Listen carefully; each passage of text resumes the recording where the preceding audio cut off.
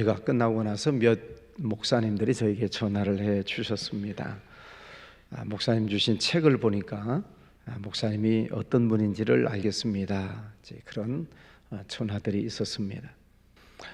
책을 보면 그 사람이 누군지를 알 수 있죠. 우리가 하나님에 대해서 알려면 하나님에 관한 책을 읽으면 알 수 있습니다. 한 번 읽으면 알 수 있을까요?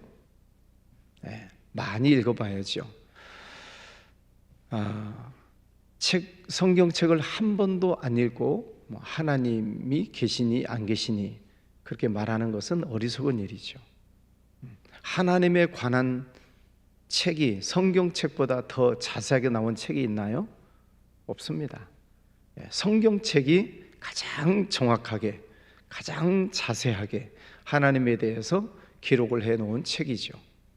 그러니까 성경을 읽어보지도 않고 하나님에 대해서 운운하는 것은 성경에서는 어리석은 자다, 그렇게 얘기를 하지요. 우리도 성경을 많이 읽으면서 하나님이 어떤 분이신가를 알아야 되는데, 이제 학자들이 연구를 해놓죠. 그럼 하나님은 어떤 분이신가?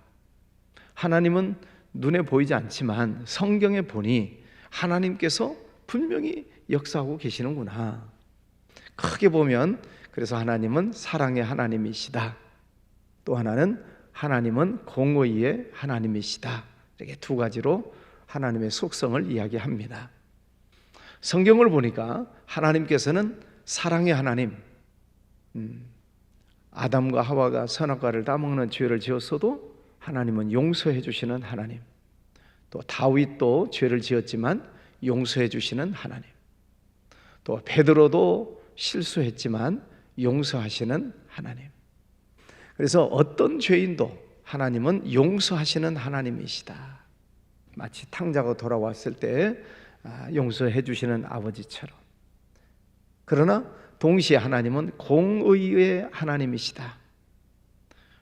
공의, 잘한 것은 잘한 것이고 잘못한 것은 잘못한 것이고, 하나님은 또 무섭게 심판하시는 하나님이시다 하는 것입니다. 그러면 한없이 사랑하시는 하나님, 또 죄라고 하는 것은 티끌까지도 심판하시는 하나님, 이 두 개념이 서로 상충되는 것은 아닌가? 여러분, 자녀들을 놓고 생각하시면 답이 나와요. 여러분, 자녀들을 다 사랑하시죠? 왼수 같은 자식입니까? 그러면 손주는 사랑하시죠? 아유, 대답이 크네요. 자, 우리가 자녀를 사랑해요. 한없이 사랑하지요. 내리사랑. 자, 한없이 사랑하지만 자녀가 실수하고 잘못하면 어떻게 하셔요? 그냥 모른 척 하셔요? 사랑하니까? 아니죠. 다 알고 있죠. 그래도 계속 잘못하면 말로 이제 너 그것 하지 마라, 너 그것 조심해라, 이제 말로 타일러요. 왜? 사랑하니까. 그런데 사랑하는데 또 못된 짓을 계속해요. 그러면 이제 언성이 높아지겠죠. 너 그러다가 혼난다, 야단 맞는다, 말로 경고하죠. 그래도 계속 못된 짓을 하면 이제는 매를 들어요. 종아리를 때려요. 뭐 손바닥을 때려요. 그러면 사랑하지 않기 때문에 때리나요? 아니에요. 사랑하시기 때문에 때리시는 거예요. 내 손바닥을 때리고 손바닥을 맞으면서 우리 아버지는 나를 미워하시는구나, 이렇게 생각하면 아직도 철이 안 들은 거죠. 두 가지가 이해되셨습니까? 자녀를 한없이 사랑해요. 그러나 자녀가 잘못한 것에 대해서는 아버지나 어머니는 용서를 안 하세요. 말로 또 혹은 책망으로 아니면 매를 들고 야단을 치시는 거예요. 그게 사랑이에요. 사랑하시기 때문에 야단을 치시는 거예요. 하나님은 사랑의 하나님, 하나님은 공의의 하나님.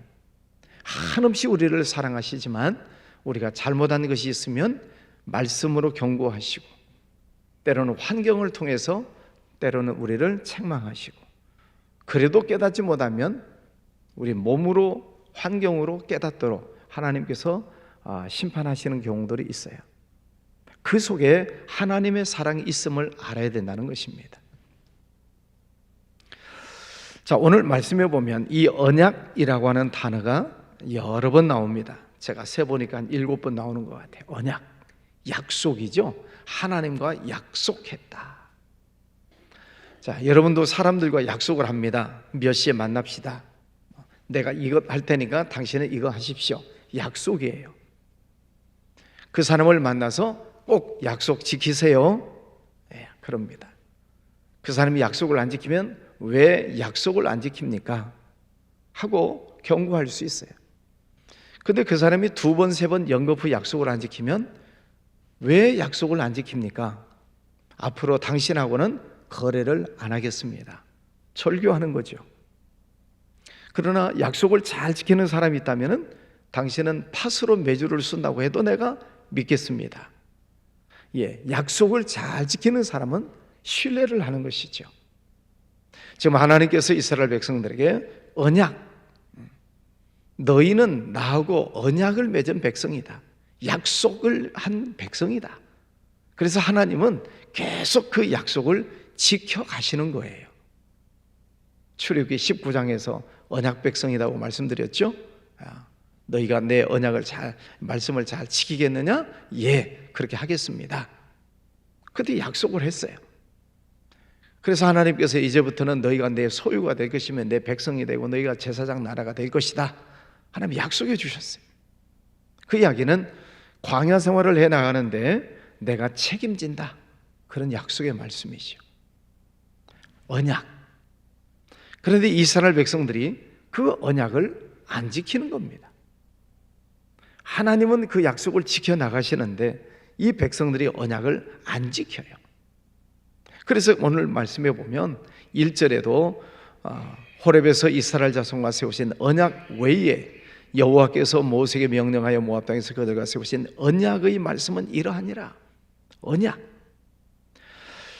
자, 이제 하나님께서 약속 지키신 것을 말씀하시죠. 2절에 모세가 온 이스라엘을 소집하고 그들에게 이르되 여호와께서 애굽 땅에서 너희의 목전에 바로와 그의 모든 신하와 그의 모든 온 땅에 행하신 모든 일을 너희가 보았나니 곧 그 큰 시험과 이적과 큰 기사를 내 눈으로 보았느니라. 하나님께서 약속하시는 것을 지키시는 것을 너희들이 눈으로 보았다. 그러면 홍해가 갈라지고 뒤쫓아오던 애굽 군대가 홍해 바다에 수장되고 또 그 광야를 건너갈 때 만나가 내려오고 또 엘림 사건을 주시기도 하고 모세가 손 들면 이기고 손 내리면 지고 많은 사건들, 낮에는 구름 기둥, 밤에는 불 기둥, 그 모든 하나님께서 말씀하신 그 큰 시험, 이적, 큰 기사를 네 눈으로 보았느니라. 자, 그리고 또 본 것이 있어요. 5절 주께서 40년 동안 너희를 광야에서 인도하셨거니와 너희 몸에 옷이 낡아지지 아니하였고 너희 발에 신이 헤어지지 아니하였으며 너희에게 떡도 먹지 못하며 포도주나 독주를 마시지 못하게 하셨으면 주는 너희 하나님 여호와이신 줄을 알게 하려 하심이니라. 40년 동안 광야 생활을 하는데 의복이 헤어지지 않고 신발이 떨어지지 않았다. 우연이에요? 하나님의 은혜예요? 네, 여러분은 믿음이 있으시니까 믿음의 눈으로 보면 다 하나님의 은혜지요. 근데 믿음이 없는 사람이 보면 40년 동안이나 옷을 입었는데 옷이 헤어지지 않네. 어떻게 이렇게 신발이 떨어지지도 않을까? 참 신기한 일이네. 그렇게 넘어가요. 여러분 생활 속에서 일어나고 있는 많은 하나님의 은혜가 있고 기적이 있어요. 그것을 우리가 믿음의 눈으로 보면 이게 하나님의 은혜구나. 우리나라가 이렇게 잘 사는 것이 하나님의 축복이구나. 예? 맨날 저렇게 여야 싸우고 있는데도 우리나라 잘 살고 있잖아요. 참 아쉬워요. 여야 지도자들이 모여서 서로 물론 다른 모습은 있지만 생각해 보는 거예요. 여야 국회의원들이 서로 맞대고 어떻게 하면 민생을 살릴까, 어떻게 하면 우리나라를 더 잘 살게 만들까 서로 협치하고 협의를 하면 우리나라가 정말 잘 사는 나라가 될 거예요. 그렇게 다 알고 계시죠? 근데 이분들만 모르는 것 같아. 이분들만. 왜 저렇게 싸우는지 참 안타깝죠. 자, 그럼에도 불구하고 어쨌든 또 북한에서 또 미사일을 쏘아대고 어제 또 울릉도에 경보가 내리고 난리도 아니야 지금. 그래서 우리가 할 수 있는 일은 하나님 앞에 기도하는 것밖에 없어요. 여러분이 총칼 들고 나갈 겁니까? 총도 주지도 않겠지만 할 수 있는 일이 아무것도 없어요. 나라를 지킬 수 있는 일이. 그러나 하나님께 기도하는 거죠. 이 나라를 다스리시는 하나님, 저 북한 땅을 다스려 주시고 이 땅을 지켜 주시고 하나님 보호해 주십시오. 우리 하나님 앞에 기도하는 것은 우리 그리스도인들이 해야 할 일이지 않습니까? 안 믿는 사람들이야 기도하겠습니까? 안 믿는 사람들은 기도 안 하지요. 그러나 살아계신 하나님을 믿는다면 그 하나님께 우리가 기도하고 하나님께서 이 땅에 주신 은혜를 늘 감사하고 믿음의 눈으로 보면 감사할 게 얼마나 많아요. 하나님께서 베풀어 주신 많은 이적 큰 기사를 네가 보았느니라. 여러분 생활 속에서 일어나고 있는 일들을 다 믿음의 눈으로 보시면 하나님 감사합니다. 오늘 이것도 감사하고 저것도 감사하고 그것도 감사하고 또 다른 것도 감사하고 감사할 게 얼마나 많아요.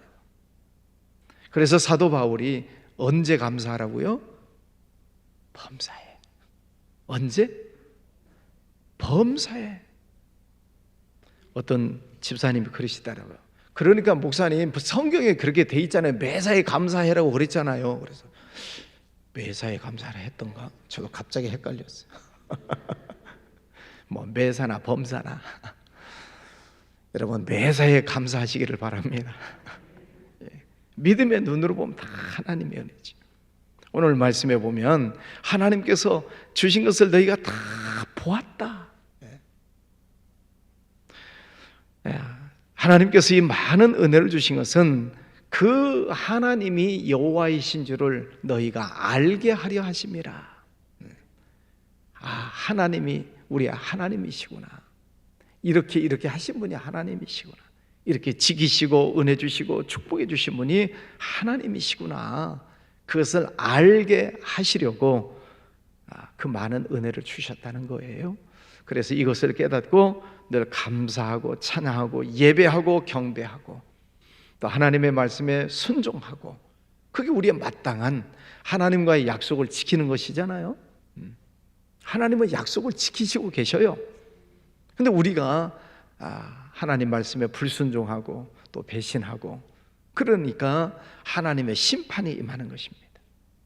하나님의 심판. 애들이 자꾸 말 안 듣고 속썩이면 너 혼나? 이게 심판이잖아요. 너 매 가지고 와. 심판이에요. 심판을 하시는 것도 사랑하시기 때문에. 9절 그런즉 너희는 이 언약의 말씀을 지켜 행하라. 그리하면 너희가 하는 모든 일이 형통하리라.